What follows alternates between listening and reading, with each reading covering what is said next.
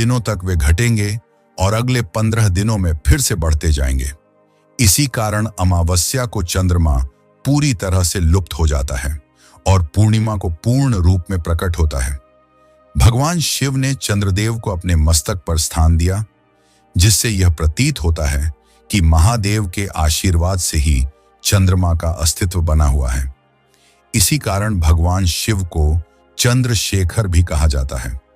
अब जानते हैं कि भगवान शिव अपने शरीर पर भस्म क्यों धारण करते हैं।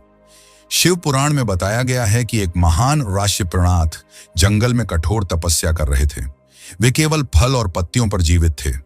एक दिन जब वे आश्रम की मरम्मत कर रहे थे, उनकी उंगली कट गई, लेकिन आश्चर्यजनक रूप से वहां से रक्त की बजाय पत्तों का रस बहने लगा।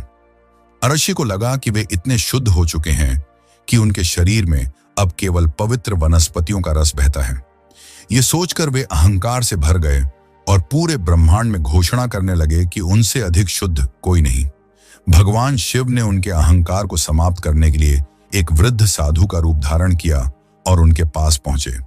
भगवान शिव का यह स्वरूप रहस्य और शक्ति का प्रतीक है। वे संहारक भी हैं और सृष्टि के आधार भी। यह दृश्य देखकर ऋषिप्रनाथ समझ गए कि वह कोई साधारण व्यक्ति नहीं, बल्कि स्वयं भगवान शिव हैं। इस घटना से उन्होंने यह सिद्ध किया कि भस्म ही सबसे पवित्र तत्व है, और तब से शिव अपने शरीर पर भस्म धारण करने लगे। यही कारण है कि उन्हें भस्मधारी और भूतनाथ कहा जाता है, जो यह दर्शाता है कि हर वस्तु अंततः भस्म में परिवर्तित हो जाती है। अब बात करते हैं भगवान शिव के त्रिशूल के रहस्य की।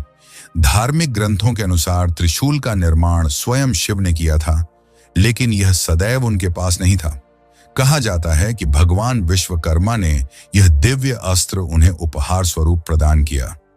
यह घटना तब घटी जब सूर्य देव की पत्नी संजना उनके प्रचंड ताप को सहन नहीं कर पाई और उन्होंने अपने पिता विश्वकर्मा से इसका समाधान निकालने का अनुरोध किया।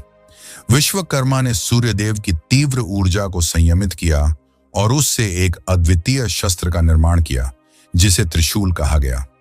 यह त्रिशूल इतना शक्तिशाली था कि केवल महादेव ही इसे संभाल सकते थे। त्रिशूल के 3 सिर त्रिगुणात्मक शक्तियों सत, रज और तम का प्रतिनिधित्व करते हैं। अब डमरू के रहस्य पर विचार करें। पौराणिक मान्यताओं के अनुसार सृष्टि की शुरुआत में कोई ध्वनि नहीं थी। जब देवी सरस्वती प्रकट हुई तो ध्वनि का संचार हुआ, लेकिन उसमें कोई लयबद्धता नहीं थी। तब भगवान शिव ने अपने डमरू को 14 बार बजाया, जिससे व्याकरण